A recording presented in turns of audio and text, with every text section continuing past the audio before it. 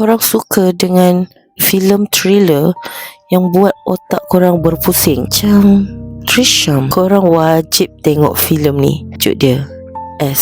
Saraswati. Kes ni bukan setakat jenayah biasa, tapi dendam seorang ibu yang sanggup buat apa saja demi keadilan untuk anak dia. Cerita dia bermula bila Lakshmi hantar anak dia ke sekolah, ke kemerdekaan. So Lakshmi ni dia seorang jururawat, tapi bila petang dia nak ambil, dia tiba-tiba hilang.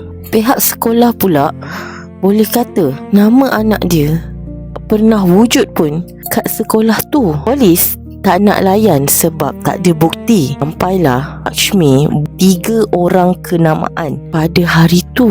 Apa yang buat filem ni best? Pertama, lakonan ibu tu terkelas. Emosi seorang ibu yang terseksa sampai kepada penonton. Gandingan dia dengan peguam memang mantap. Babak separuh masa pertama buat kita penonton tertanya-tanya, betul ke anak dia wujud? Dan interval twist dalam filem ni ada elemen psikologi yang betul-betul tak disangka. Walaupun separuh masa kedua dia agak melankolik dan agak predictable, tapi mesej tentang penindasan wanita dan sistem keadilan dalam filem ni memang mendalam. Dia macam menusuk-nusuk ke dalam jiwa. So untuk korang yang dah tengok, cuba korang komen, korang jangka tak twist penyakit emosi watak utama ni? Dan untuk korang yang belum tengok, pergilah cari dan tengok cerita ni, rasai sendiri emosi seorang ibu tu.